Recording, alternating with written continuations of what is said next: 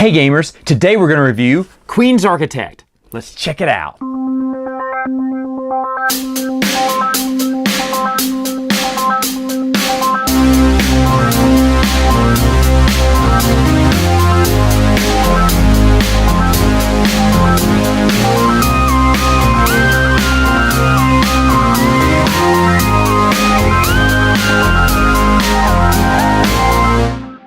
Now before I start my review here, I just want to show you the inside of this box. Look at this. This is painted in here. This looks like it could be part of the game.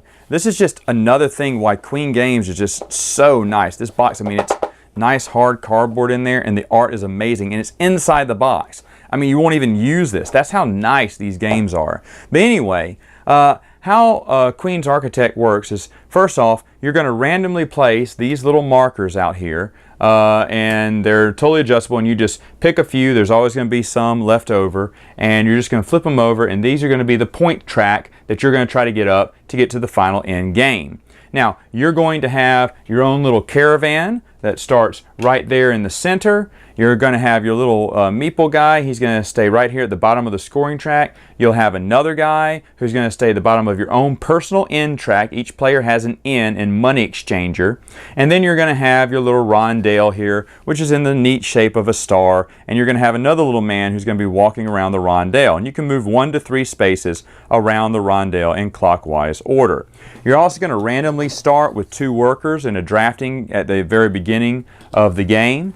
And you're going to slip them inside this star, and it's going to look super cool there. And of course you can fit, that's 2, 4, 6 total characters, Craftsman they call them, in the game around your star. Now, this game is reversible, meaning there is a game for 2 or 3 players on the other side, which has less cities.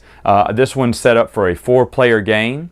As you see, we also randomly stacked out some additional Craftsmen up here, and I'll get to that in a minute. Now, you're also going to start with 2 bonds here that you can cash in for coin, and I'll talk about how you can do that. And you're also going to have these little markers here that represent each type of craftsman, and you're going to use these when you have them visit the inn, which I'll talk about as well. So the different types of craftsmen we have blacksmith, glass blowers, masons, bricklayers, woodsmen, and a seamstress. And as you see, just for this video, I put out 1 of each there. Now, usually you're just going to stack them and then just randomly put them out there on the track, however they fold out, and of course you have the stack right there. You're also going to start with cubes that match your color as well, and I'll talk about how you use those. Okay, so at the game, the starting player will start here at the top at the 12 o'clock position, and they'll be going around the board picking one of these actions. Of course, they can only move 1 to 3 spaces each turn. So let's go through these in order. The first one is doing some day labor. This is a way you can get some extra money real quick. So day labor, what it is for every 2 employees that you have hired, 2 craftsmen, you're going to get a gold coin. So that's nice. I got me a gold coin. But if I want to make more money, some of these people have these little money icons on them. And that means if you work them on this tile, meaning basically you're just going to turn them as the arrow says. So on my little star here, I would turn this 1. Now because the seamstress worked there, I'm going to get 2 additional coins. And coins is how you're going to buy a bunch of stuff in the game. So that's really cool. But only if they have the coin pouch. As you see, not all of them have that, as this one does not have it. And some of the other ones up there don't have it either. So only the ones that have the little coin pouch on them can do the day labor work to get you additional coins. You can only do that once there. Okay, so the next position here, you can move down here and you can hire someone. And as you see down here, up here we have a hiring track here where you can buy them from 1 up to 6 right there. And each time someone is bought, all the other tiles will move up and you'll grab another one from the bottom. And that's how it'll work. Anytime the top player who's worth 6 right now, if he doesn't get picked, every time someone goes to market, you're going to take this little black cube and push it down 1 to make him worth 5 the next round and 4 the last round. So he's going to get cheaper each round. Now if no one gets him at 4 and someone buys someone else, then he just quits, goes home, goes away, and then everyone else shifts up and then of course you'd pick a new card from the pile and place it there. This blacksmith would go away. And then you'd reset the marker right back to 6. And you're thinking, well, wait a minute, Matt, what makes the difference? Why wouldn't I just get the 1 all the time? Well, if you can see on the board here, they have little hammer tokens, and it shows you where that character's, what corner they will start on your star. As you see, you have to fit them in these little corners here. And the reason the 1's cheap is because he is right here at the end of his turn. To the left of their symbol is the beginning of their turn. So that's where the 6th player is. He's at the very beginning. He is well rested, meaning every time you work him, you turn him, and he moves up, and sometimes the numbers move up and down, and that's just how each worker goes. That's how many points they'll give you per labor. And as you're twisting them, moving them around, when you finally get to the up and you have to work them one more time, they go home after that. They retire. They're no good to you. So these ones down at the 1 and 2, they're kind of short-lived. You only get a few uses out of them. 3 and 4, you'll get a few, about half, a little less than half, a little more than half there. 5 is almost rested. You'll get a lot of work out of that seamstress. And of course the glass blower, he's at the top, so he's going to give you the most work of all. So that's kind of how it works. And you'll go wherever this hammer says they start. So if I got this mason, let's say, as you see the hammer is pointing here, so that 1 would go right here, and that's where he would start on my little rondelle. So this is a neat little mechanism that you're going to do and choose from when trying to hire someone. Now, the other thing that you can do in the game, the next option is down here. You can go to the money changer, or you can talk to the money changer and become his friend. It's either or. What that means is you're going to get paid every time you do a build. You're going to get paid in these marks. Well, you got to cash these in if you want coin. As you see, each one's worth 2. Now, on your end track here, the money changer, he starts at a 1, which means every time you land there, he will exchange you can exchange one of your marks and get 2 coins. But instead of cashing in one of my marks, if I choose to just talk to him and become his friend, next time I come, you'll move him up on the track so that next time you come there, he'll let you exchange 2 at a time. Or if you keep talking to him, it'll be 3 and 4 maximum there. Now, why would you want to get 4? Well, remember, you're going to be getting paid in these. And so the bigger the job, the more of these you're going to have. If he's just at a 1 and every time you land here you can only cash in 1, you're not going to generate money fast enough. So talking to him and befriending him and getting him up to the maximum of 4 is really going to benefit you, because that means every time you stop here you could get like 8 coins. So that's the benefit of talking to him. Now the next one is the Caravan. It means you get to move your caravan around. Of course you don't want to stay here. You want to go get some work in one of these cities. And to do that, you get 1 free move along the road from one city to the next. Now if you want to move additional moves, that tells you right here on the move track how much you have to pay. So if I wanted to move twice, 1, 2, I'd have to pay 1 coin. If I wanted to move 3 times, I'd pay 3 coins. 4 times would be 6 coins. 5 times would be 10, and of course 6. If I want to move 6 times and really start speeding along, I have to pay 15 coins.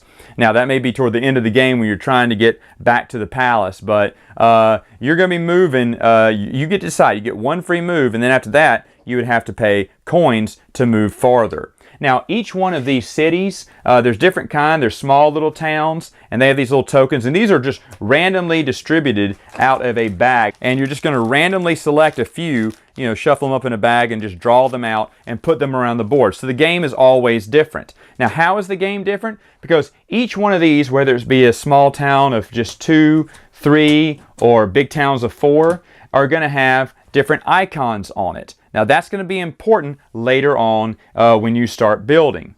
Now after that, the next option is to rest your workers. Now to rest your workers, if you see here, my woodsman actually started where he's at the very end. Oh no, that means if I use him and work him on something here, maybe I'm trying to get something where the woodsman needs to be used, I'm going to lose him, I'm going to have to buy another one. So instead of losing him and maybe giving my seamstress a rest, I can use 1 or 2 of my icons, as many icons as I want, as I have players here, and I can put them in the end, basically giving them some time off. And when you do that, you're going to rotate them the opposite way. So let's say she was right here, I would rotate her against, usually it makes me rotate here when I use them, but I would actually rotate them the opposite way so she would rest. But most importantly, my woodsman would rest, and he would go backwards, and he's actually now more powerful. He's a 3 now. Now, when you do that, the next time you land on the inn, these two people go to sleep off their wild party night. It prevents you from putting the same two characters in the inn back-to-back stops. Now, if my little guy came back here for a third time, these two icons would come right back out of out of sleeping. They'd wake back up, and then if I wanted to, I could shove them back in the inn. Now, even though those icons are in the inn or they're sleeping over here, I can still use them and put them to work. It's just saying that I can't do that back-to-back times. That's why the little icons move back and forth. Now, it doesn't matter how many woodsmen. Let's say I had 2 woodsmen with me and I wanted to rest both of them. Well, all I have to do is put 1 woodsman marker, and any woodsman I have on my rondel would actually go backwards and take some more rest. Now, the last one, of course, which is the most important one, it is build. It has a big question mark because it doesn't know how many points you're going to build upon. And I would have to go to one of these towns, you know, the smaller one, the medium-sized one, or the big one, anywhere on the board, and build something. Now, to build, I need to make sure I have the requirements. Now, for this one, I need a blacksmith and a bricklayer. Now, I don't have either, so I couldn't work in this town. But let's say that I didn't have these. Let's say I had the woodsman, and I had a brick mason and a blacksmith working for me. And this is where they'd be, all right?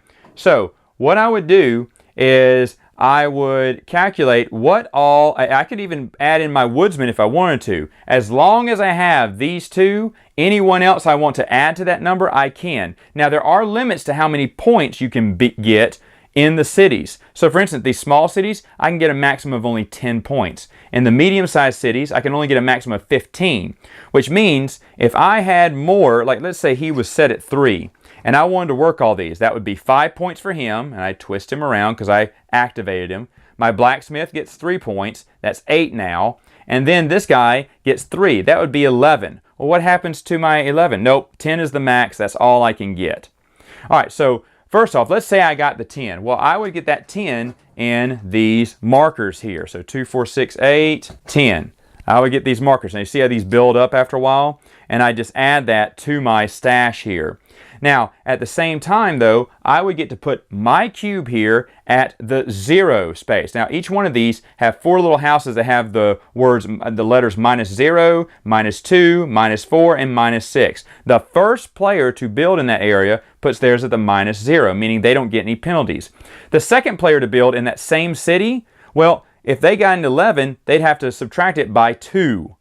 And so they would get 9, and then they would place, let's say red player would place their cube there. If a third person built in that city, they would get a -4. So you want to be the first person to build in those cities to avoid those penalties.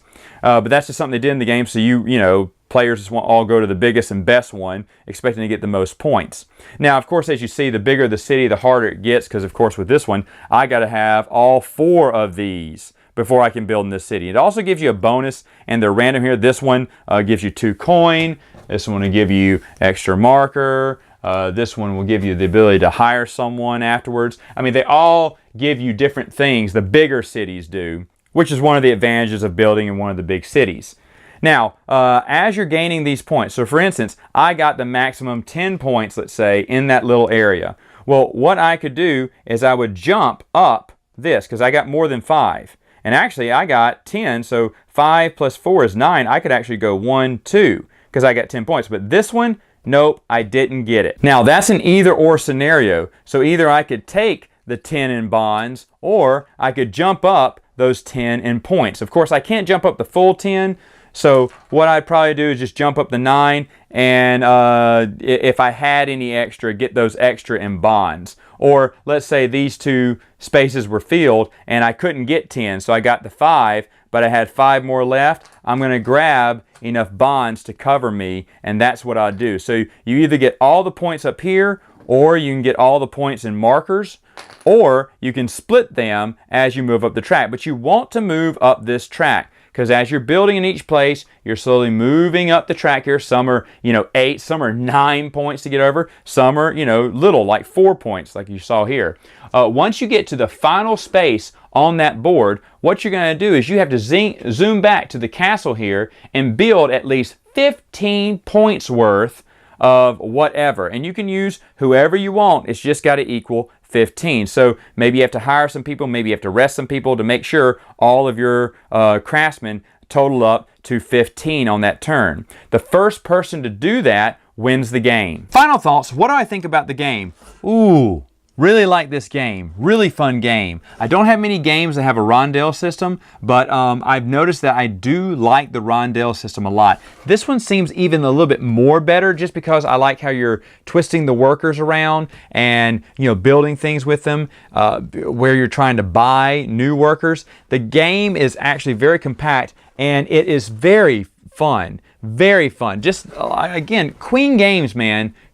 Quickly one of the rising stars in my collection. I have a lot of Queen games in my collection, and this is the reason why, because they make extremely fun, colorful, well-designed board games. Even the box has a design in it. I wish that was like a part of the board there. I was like, whoa, what is this? Because it just looks so nice. Now, besides looking nice, it plays really nice too. It's very smooth, very easy to teach.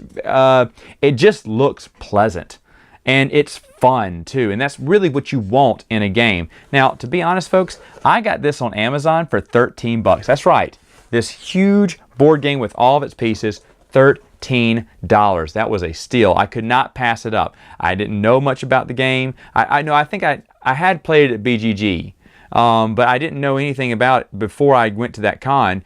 Played it, said, oh yeah. Saw it on Amazon, it dropped it to 13 bucks. Went, well, sold. For $13, yeah, I'll skip a lunch, and get this instead. So great game, tons of fun, totally happy to have it in my collection. Should you get it? Yes. The game is actually worth double that amount even. I mean, this is a $30 game, easily. I would have paid that. But 13, even better.